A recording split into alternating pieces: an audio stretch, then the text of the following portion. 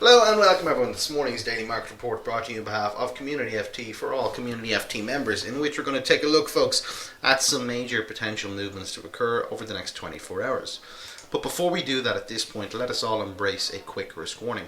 So let us familiarize ourselves with the information in front, engage as much as is possible, simply so that hereafter any decisions you make in your trading are of a fully informed nature. Okay, on the current this morning, we're going to take a look at some economies, the value or well-being of those economies as is reflected by their currency. Let's also take a look then at some energies. So on the platform in front, folks, we're looking at the New Zealand versus the US dollar.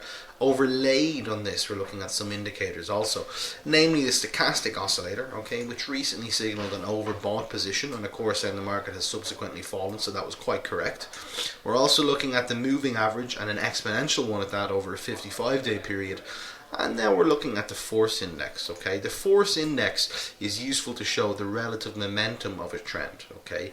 The relative momentum. So depending, of course, on the lower band oscillations and their actual range, it gives us an idea of what the overall trend is set in stone. And usually upon, crests, if you will, or troughs of this particular wave almost, being in a particular fashion or slope, can signal what the overall movement is within the market or where the overall trend is. Now the cash rate is released today, so any of you holding intraday positions might notice some volatility if that's very misaligned with expectations. Furthermore, if some of you are using the 55-day EMA or using some popular trend indicators, the one thing I would like to show you, okay, is the 50-week moving average, okay, the 50-week. And I'm just going to show this to you now, okay. I'm going to apply it to the median price, and let's apply that.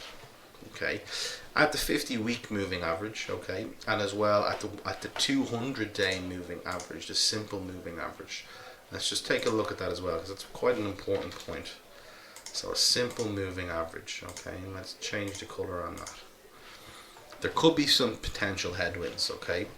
So when we're looking at the headwinds itself, we say that should it hit the 55-day, okay, 50-week exponential and the 200 daily, okay, 200 daily, there could be a lot of selling positions because many people will be using that as a signal to exit the current downtrend. So watch out for that one. Furthermore, when we take a look at crude oil, okay, we're looking at the daily chart of the same, and the inventory figures are released today. Now the inventory figures will be potentially interesting.